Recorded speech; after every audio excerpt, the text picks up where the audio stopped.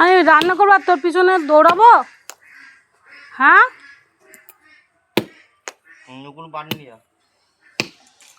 ছদ্দি মারবে বলো।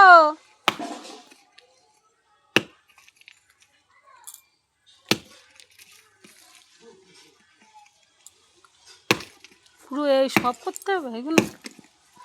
এবার চোখি মুখি উঠ যাবে। চলো চলো চলো, আরাম করে না, চলো। না বলো কি বলতে হয় চ, কি বলতে হয় বড় মা, চ শুনি। যাচ্ছি, দাঁড়াও।